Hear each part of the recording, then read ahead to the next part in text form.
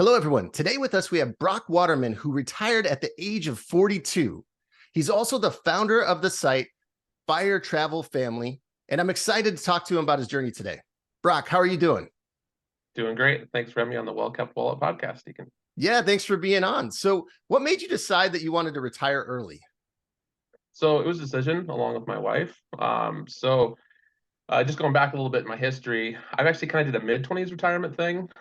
When I was 24, I went ahead and took a trip where I sold my house, sold all my possessions, and I went traveling for 14 months abroad. And I went to Fiji and New Caledonia and Australia, New Zealand. It's kind of interesting because I was going to go to Australia, but the visa-wise, you could only be there for 6 months. And I was like, well, let's just go do a around-the-world trip because it was cheaper anyways, right? So I did that, traveled, did a whole bunch of different stuff. I did scuba diving for a little while, but I was kind of out of the professional environment for about 6 years. And I went ahead and got my bachelor's degree and came back. So I'd kind of done this before and I loved it. It was like life changing in the sense of you have a chance to really learn who you are and how to be around other people and learn more about the world and like that. So that was amazing. So the thing that really spurred it for my wife and I is we'd always really focused on being financially independent. So we had paid off our house already and did a lot of things like that. We were ended up kind of being very frugal about things. Um, so we were doing one of our trips. So every year we did a month-long trip where we took our kids. So like the first year we went to Hawaii, second year we went to Sri Lanka, third year we went to South Africa, and then when we went to Belize, and we were in Belize when COVID kind of happened. So interestingly enough, we saw the stuff happening at home and what's kind of going on and all that from abroad. And in Belize, really things hadn't changed, So we're like, well, maybe we'll just stay here and travel for a while. And from a Thursday, we were like, oh yeah, maybe we'll go ahead and extend this. We'll stay a little more. We found out on Friday they're closing the airport on Monday, so we got a night bus, got back to the airport, flew back home. But then we had essentially 2 months where my wife does massage therapy or did massage therapy, and her business was shut down. And I was a business consultant. Well, that all just stopped, for a couple months there because people weren't sure when businesses were going to open, what was going to happen. So we had 2 months pretty much just to hang out. And I know COVID had a lot of bad stuff for a lot of people, but for us, it was kind of amazing because we were on a hiking and we spent all our time together. And it was really like this moment of like, hey, could we go ahead and could we do this? We're already financially independent. I was doing my own business consulting as a business. She was doing her own massage therapy. We'd already kind of stopped working for other people at that point. So I was like, could we actually do this? So I kind of got the spreadsheet out and just hacked away and kind of figured out what we needed and what we had and kind of if we sold everything, what we'd have for money and how we could go ahead. And I was thinking, well, how can we go ahead and get enough passive income to make it all work? And I was like, we can do this, right? So, but we had to figure out how we had to live on. So we're like, hey, we got to know what we're going to live on. So we figured that we need to be between about 40 and 45,000 a year. And that's kind of where we're at. So the decision was really, can we do this? We love the time. The reasons were a lot our kids. At the time, we had two daughters. Now I also have a son as well. So Kyra is now 7, Verity is now 4, and Atari is 9 months. At the time that we retired, they'd been a couple years younger. So they'd been 5 and 2 at that point. So it was having the time with them. It was being able to homeschool them and work with them. But a lot of people say either world schooling if you're traveling around, or there's kind of like this unschooling stuff going around where you kind of let them progress as they go. So it was really family and the ability to do it and the time together and the lifestyle of just not having to work so much to pay for all these things that we wanted to do ourselves, like childcare. That's incredible, man. I mean, congrats to you and your wife and your family. Yeah. So I think people are listening to this and they're like, okay, that is amazing. But what are some of the logistics when it comes to retiring early? I'm assuming you said your wife was a massage therapist, you're a business consultant. Walk me through, how did you plan for early retirement financially?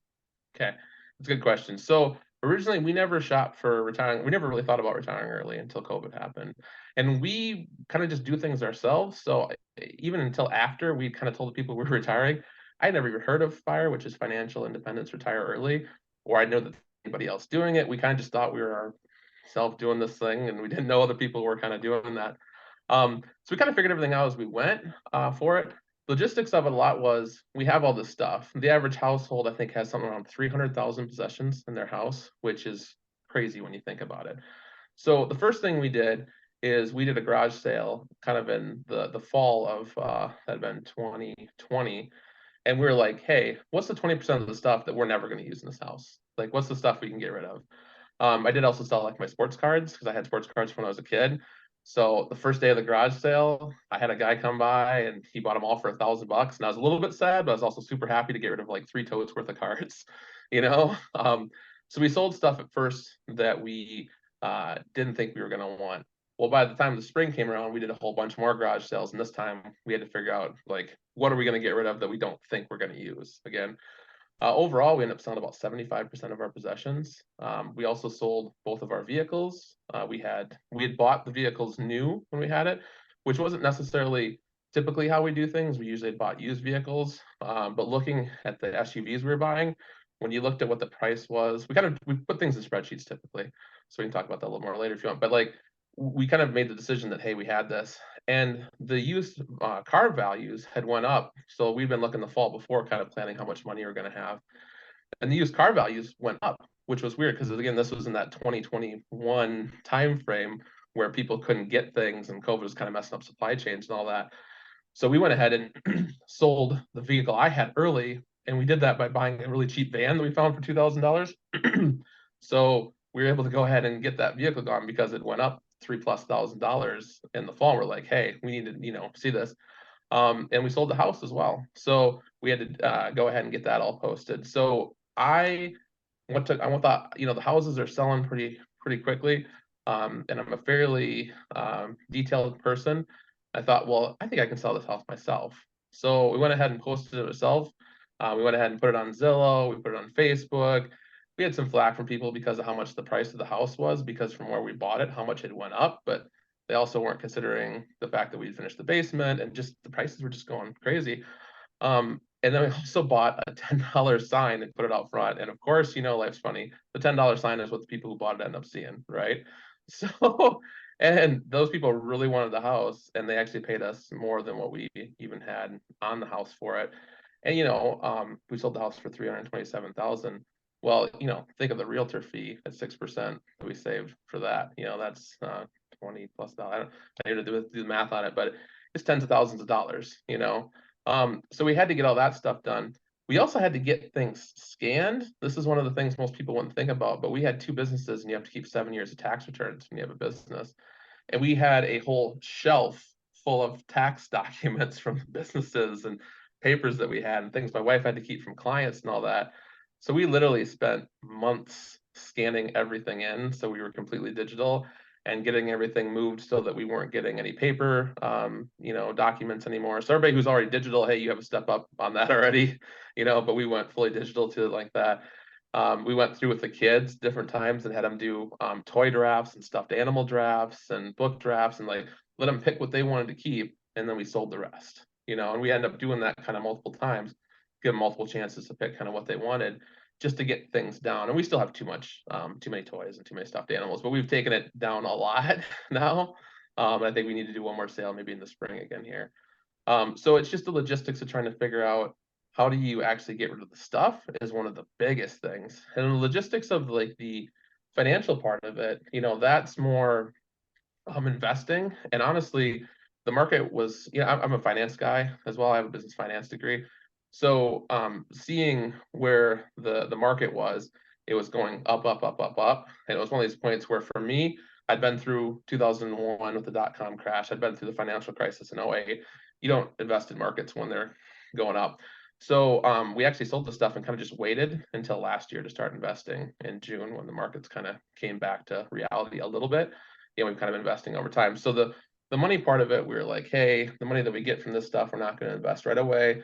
We have some other passive income things that we have set up. So we spent so much more time on the stuff and kind of the logistics and how we sell things and where we go and all those things. So there's a lot to it. You kind of just got to plan and you got to try not to get it all done at one time.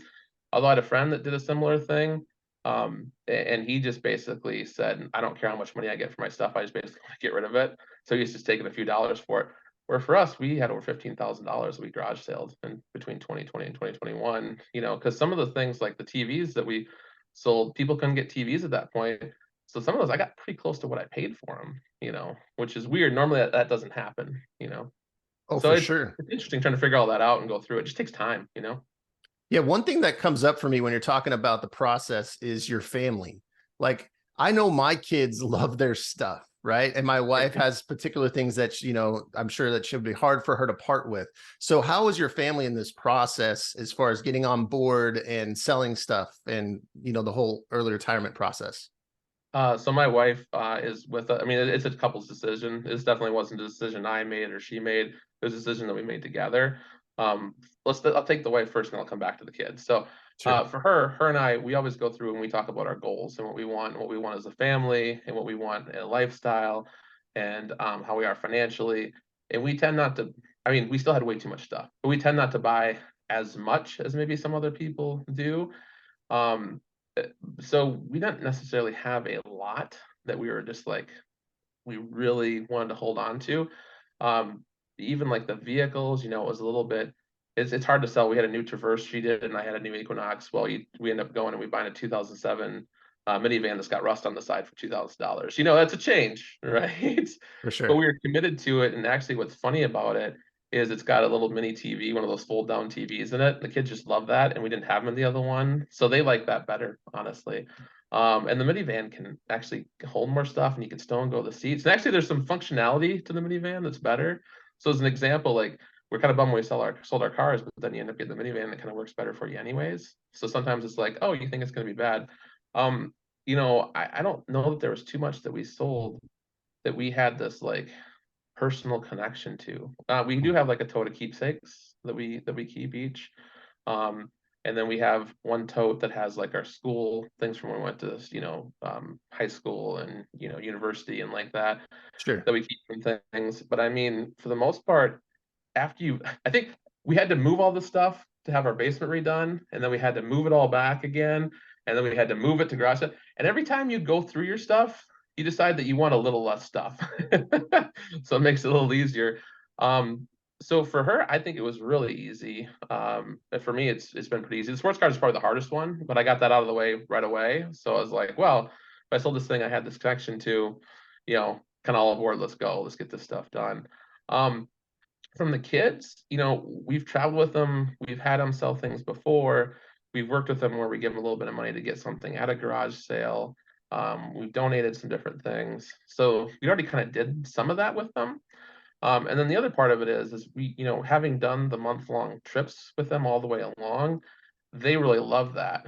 So the fact that they thought, well, we can go do this all the time, I think helped with the process of like, hey, we can sell this stuff and go.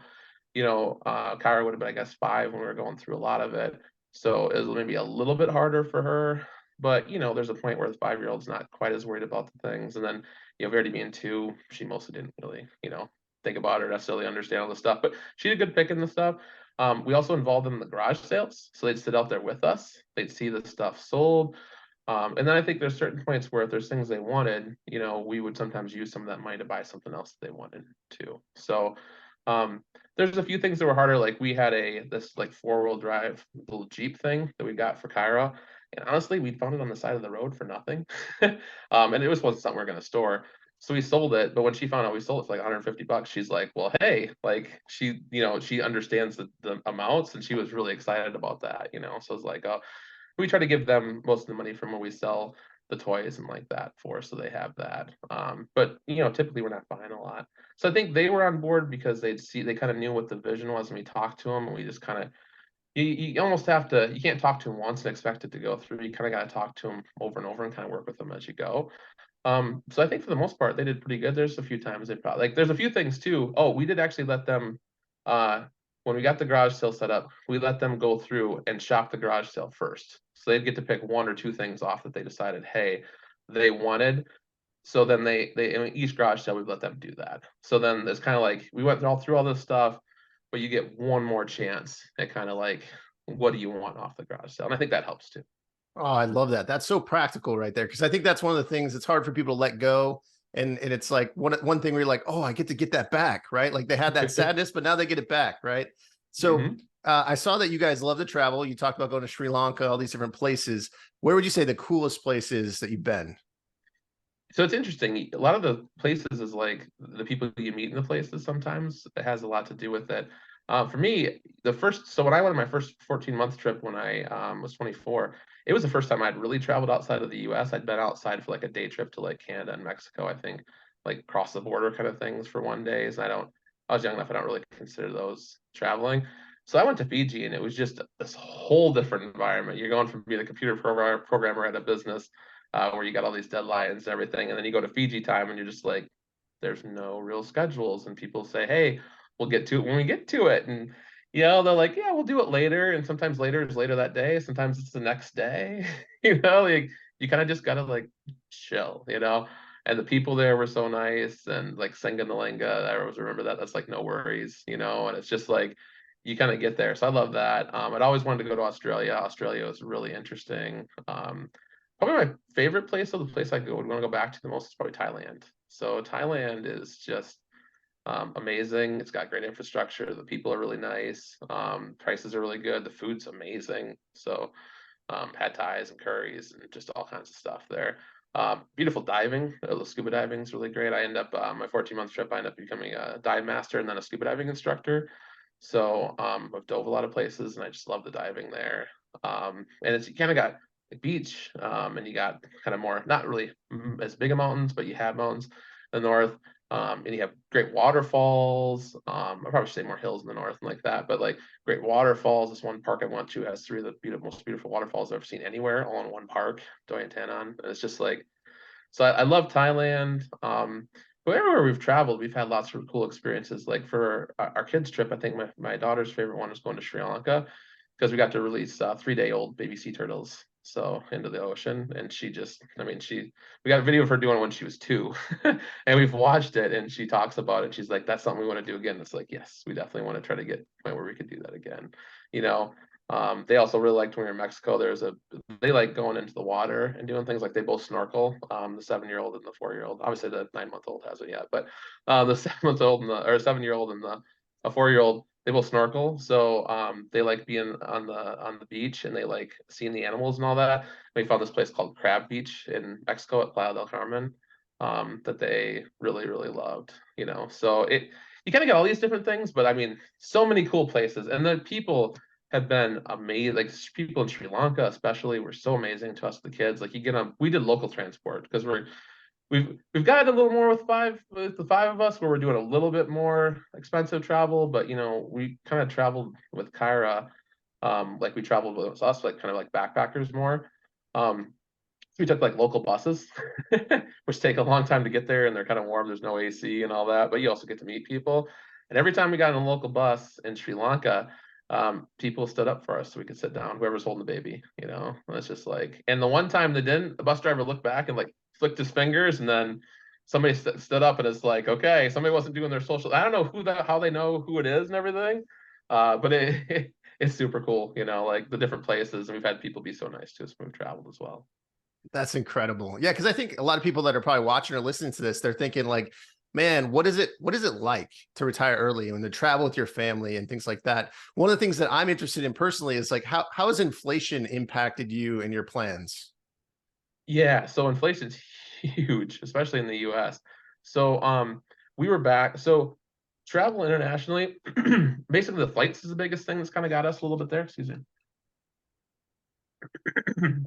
So flights have got us a little bit there. So one of the things we try to do is we try to travel maybe when everybody else isn't traveling to the same place. So Mm. for instance, we went to Europe in 2022, not when apparently everybody was there this year in 2023, right? We're December 2023 now. So this past summer, so many people I know went to Europe, right?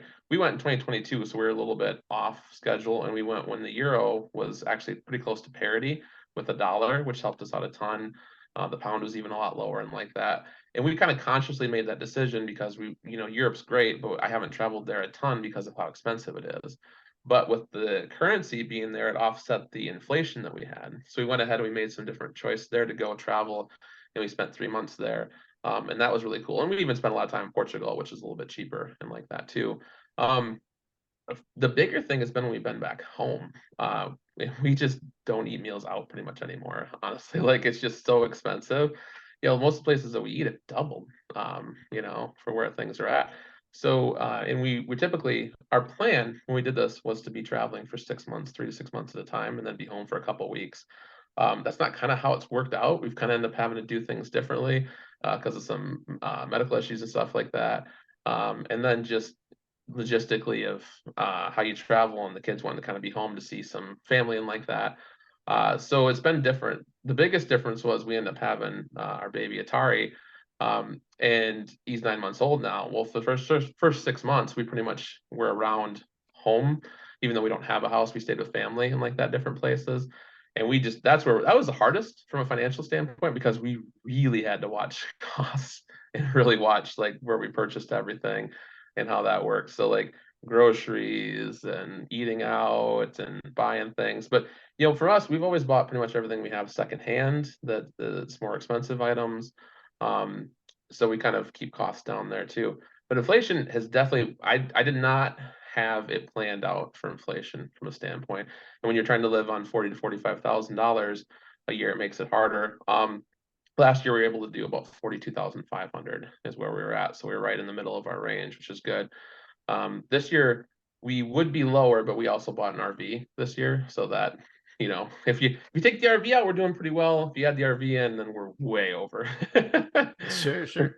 So that actually brings me to a really good question as far as like the logistics of traveling with your family. What does that look like? Because like you said, I mean, if you're saying $40,000 a year and you're traveling to an international country, like, and the plane tickets are $1,000 a piece. I mean, like plane tickets alone could be 5, 6 grand just for one expense, right? So how does that all work with the family? Do you have like any tips or tricks on saving with the family when you travel? Sure, yeah. So, one of the things we do for the plane flights, and we're not the best at this. There's a lot of people out there that are much better at they call travel hacking or travel rewards or things like that. And what you can do is you're spending money on your credit card anyways, right? So you can get a return on your credit card. But one of the things you can do is if you open different credit cards, there's bonuses with them. So you can get like on the Chase Sapphire that I opened at one point had 80,000 point bonus with it if you spend $5,000 in 3 months or something. I don't remember the exact amounts, but you spend a certain amount in a certain months and you get these dollars. Well, we did that more in the first year or two and even kind of getting ready for the trip.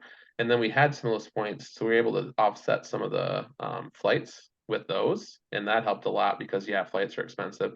But we also let flights sometimes dictate a little bit where we go. And if we find cheaper flights, it's really hard if you say, hey, I'm going to this location on this day, which is what life is for most people. I understand that. But that makes it harder because if you're trying to say, hey, I have to go on a Sunday and I'm coming back on a Sunday because I got the week that I got to go do this, and this is the location I'm going to because it's what I want to do, that flight could be expensive. Where for us, we're like, hey, I don't care if I fly into Porto, Portugal, or if I fly into, Faro in the south, it doesn't matter, if I'm in the capital, whatever you need to do, right? So we end up going to Porto because it was the cheapest flight to get to Europe for us, and we wanted to see Portugal anyways, because at one point we kind of thought about moving there permanently, which we have kind of since decided not to. We kind of like the free agency of being able to kind of go where we want when we want. So figuring out the flights and being really flexible, which we're able to do with our lifestyle, is really helpful for that. And then using the travel hacking, you can offset those costs or other costs on the trip as well. From a hotel standpoint, we and I, people can use whatever app they want. We've always used hotels.com. And I used to really like how it was set up because it used to be that if you stayed 10 nights, you got like every night you got 10%. So basically you stayed 10 nights, you got a free night, right? Now they've went to this one key rewards and it's not very good. You get like $1 for the year and like $1 something for an $80 hotel, which is just not years good. Math wise, obviously, Right. not so great, right? But the thing that does still help us with that, while we still use it for the most part, and we'll do booking as well, we'll do some other ones as well, but um, we're able to go ahead and we're platinum members, which means we're getting 20% off each booking that we have. So in what historically I've always done, and this used to work really well when I was traveling and backpacking, if you go back 5 or 10 years, um, is I would show up sometimes and I would go to the hotels and I would see what rate they would give me in person, and especially if I paid like cash or whatever. And in some countries, that can get you a pretty big discount. And even in the US, that actually used to kind of work. Now, I can't think of the last time that we've been able to get a better discount by either calling in or talking or showing up than what I can get on the app, you know. So I find that a little bit crazy because I know that they're paying something around 20 to 30% of each booking they're paying to these agents. So I find it kind of weird that they can't do a better cash discount, but it is what it is. So we've been taking that. So I think that 20% off helps as well. And then, I mean, we're not staying in bad places. Like, we're not staying at things that are rated 4 or 5 out of 10. Like typically we're staying high sixes or usually seven or better, but we're typically not staying in eights or nines. So we're not staying, if you're looking at properties like in the US when we're traveling, for instance, and people might know, we're typically not staying in Hiltons. We're typically not staying in Marriott's. We're probably more staying in like Wyndham or choice kind of ones, is typically where we're staying. Occasionally a Motel 6, but usually I want to kind of see those before I book them. So sometimes we'll show up and look at them first to make sure they're passable. Um, so we kind of look, and then we also figure out too, hotel to hotel, does it include a breakfast with it? Because with 5 people, that breakfast, we've kind of figured out, even if you go to like a Waffle House, that's like 20 some dollars, for us is typically what we're spending there. Well, if you can get a full breakfast for everybody, you're saving 20 some dollars there. So there's certain places. So it's kind of like this calculation. We've kind of got a shorthand for it between my wife and I now. So with the hotels, we'll figure that out. With the food, we do groceries when we can. But if you're traveling in like a Sri Lanka or a Thailand, the food's cheap enough. You don't have to worry about it. You just eat out. It's great. Making food, which is kind of nice. Um, and then otherwise, oh, Uber too. Like Uber is really cheap in some countries, like in Portugal. Uber was great. And like what we found out too, you could do is you can do multi points on it. And some of the times they didn't charge us anymore. So like the one time, instead of we took all of our luggage, got it in the Uber because we're not traveling that heavy. We can't have that much stuff even with a family of four. We got to travel fairly light. So we had them take us to the hotel and just drop off the luggage at the concierge in the front, and then just keep going to our location. And it didn't cost us any more money to do that because if you stop less than 2 or 3 minutes, they don't. You know, at least in Portugal, they weren't asking for it. Or at the one point, we had to look out above a city and then had us take us down into the city so we could walk the whole city on our own. So we do a lot of walking. We'll do local transport, but we'll look and see, and if the Ubers are cheaper or if a taxi is cheaper, and sometimes it is with the amount of people we have, we'll do that as well. So we kind of just get a feel for things. And then if we move slow, that helps too with not having so much expense. So probably went on too long, but there's a lot of things you can do, and there's probably 50 things that we do that I'm not even talking about. Yeah, no, and I think those are huge, though. I mean, just as far as understanding the major expenses, how to kind of keep those costs low. One of the things that I'm wondering, I'm sure a lot of people wondering at this point, is where's your income coming from? You talked about having this 40 to $45,000 of income. Where do you get your income from now to fund your travels and your lifestyle? Yeah, so we have a whole bunch of different small amounts that come in. So we have all the principal that we have from selling all the stuff that we have. So we have a certain amount of cash. Some of that's invested in bonds. Some of that's invested in dividend stocks. Some of that's invested in stocks that are like growth stocks. The thing with the bonds are that you get that set amount. You know what that payment's going to be. Dividend stocks are good as well, as long as you have dividend stocks that don't cut the dividend, because you know what that payment's going to be. And in fact, a lot of times, if you get the right dividend stocks, that will increase slightly as you go. And then I have some growth stocks just that, I'm kind of trying to grow the capital that I think eventually will turn around and put into some of the other things. We have rent from a business property that we have coming in. We have some money we lent out to one business. I'm missing some other things here. I think we have a whole bunch of passive income streams. So, and they don't completely make up the difference of what we spend in that year yet. So, that's one of the reasons we have to keep the amount low, because we don't want to be using too much from the principal. We just bought the RV, and we paid, I can't remember, was it 79? I think it's 79,000 we paid for the RV. So that wasn't expected when we did this. So there's a point where maybe I'll end up doing something to try to like replace some of that. Maybe I'll do some consulting work again, or maybe we'll do something. Like you said, we have Fire Travel Family, but honestly, if you look at the site, we never had a dime with that. We just went ahead and we just basically wanted people to know what we're doing. We put out a bunch of articles that we thought were really helpful for other people, like how do you go camping with a family? Like how do you do flights with a family? Like we have a system, our system for doing flights with kids, I think is amazing. And it's just we've like just kind of kept working with it. Our kids love to go flying, right? There's people, and I've seen so many posts online about people who are just completely freaked out about it. But we have that out there, and at some point, talked about maybe trying to help other people learn how to do this, or to figure out how they would go about it or set their life up, or even how to figure out how to do this. Because there's part of it, like if you're a couple or even if you're an individual, you got to figure out what your goals are, and then you can figure out all this other stuff. Until you know what your goals are and what you want, because like everybody else's retirement will probably look different than ours. So until you know how you want it to be for you, it's hard to do any of this other stuff. What's worked so well for us is being kind of on the same page. So at some point we might do something with that, but I mean, we haven't, mostly because I've been spending a lot of the last year doing a lot of investing, and we're not fully invested yet because I'm kind of going slow because I have done this before and I want to make sure I don't pick the top, pick the bottom, like I don't have to get it all right. And I kind of just want to do it over time to give myself a little bit of flex as we go. And a lot of the real estate investment trusts that we've done, so REITs, have actually come down a lot in value. So that's been good because I can get a better dividend yield on them. So it's we have a bunch of different things that we're doing. Sometimes we do a few things here or there for like my parents' business. So it's just like all these small amounts that kind of go that add up to where you're trying to get with everything, honestly. Yeah, one of the things that sticks out to me is that you've really been cognizant about investing in appreciating slash cash flow assets, right? So I think people listening to this, that would be a takeaway that I would take away is, well, you have some sort of property that you rent to a business. You have bonds, you have dividend stocks. So you have different sources of income than just one. So you're diversified. And then two, you're focusing on less depreciating assets. In fact, you sold most of them and mostly appreciating assets, except for the RV. But who knows? You never know with an RV, right? So that's really cool.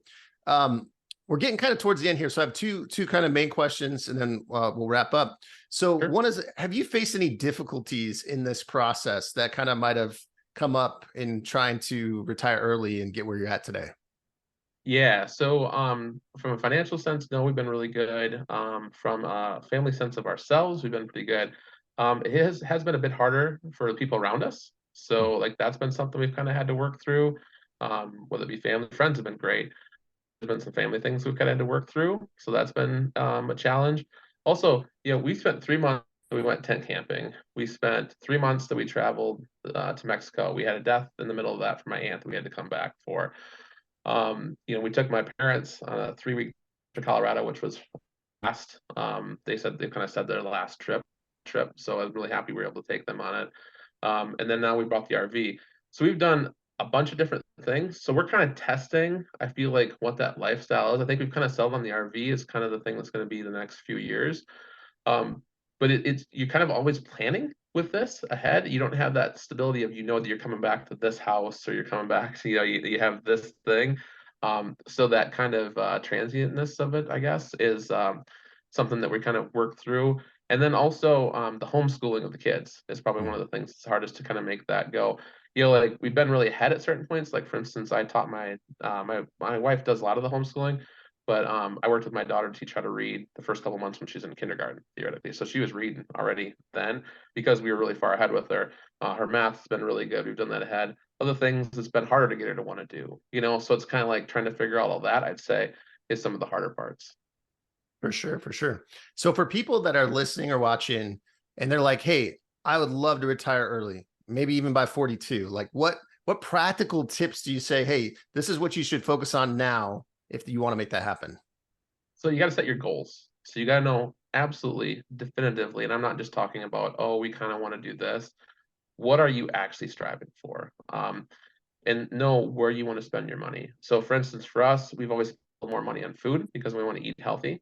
We spend a little more money on technology because I used it for my job. And there's some clothes items that you can't really get used. Like, I got better shoes because I had plantar fasciitis at one point, right? So the Hokas that we bought, which are ridiculous expensive shoes, but they helped solve it, were worth it, in that sense of things. At one point, we also paid for people to do our yard because we didn't want to have to do everything ourselves.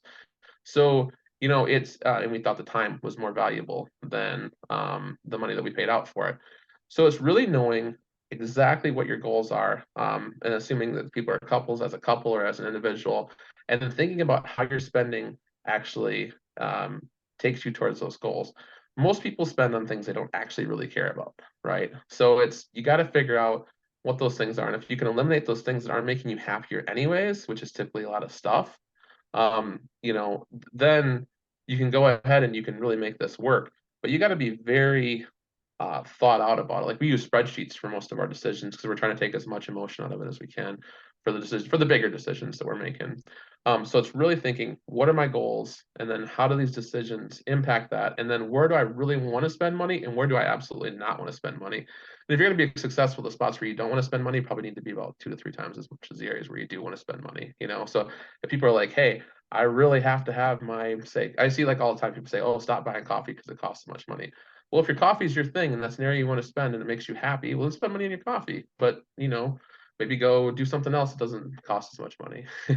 But you have to get the big decisions right. You got to get the student financial decisions when you're going for college and how that worked. Like I had my debt paid off within a year when I went to 4-year university. And my parents had set aside some money for me when I went to technical school, and I made sure to use that. I had $5,000, and I'd come out with no debt because I worked in between to make that happen. So you got to get those decisions right. You got to get the car decisions right. You got to get the house decision right. And you really got to get the decision right about who you marry to, because if you're on opposite ends of it, it's not going to happen. Yeah, that would be difficult for sure. So what's the latest, or I should say, either project or travel trip you have coming up that people might be interested in? Oh, so right now we're kind of seeing people at home. It's December 2020, so we've got a couple days. We're seeing people home.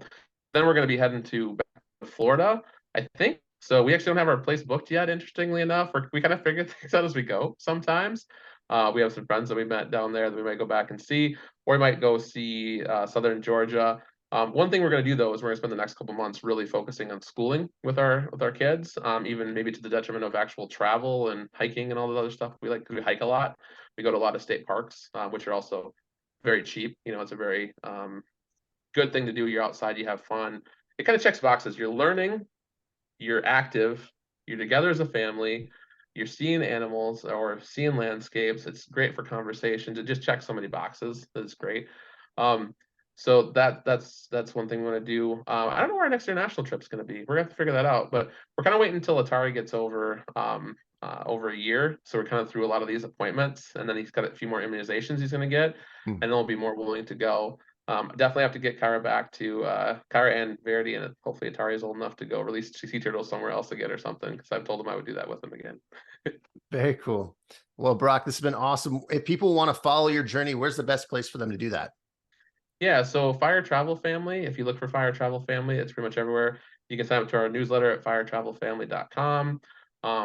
Firetravelfamily@gmail.com is our email address. You can find us on Facebook, on Instagram.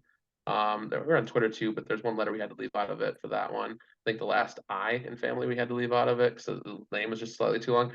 The thing is, we haven't done a good job of posting lately because we've been so busy being retired. But I'm kind of hoping that we get to the point. But I would say if you go look at the blog, if you're interested in either camping as a family, if you're interested in traveling in an airplane as a family, if you're interested in how you do this, we've wrote a whole bunch of articles, and they're long. Like they're not.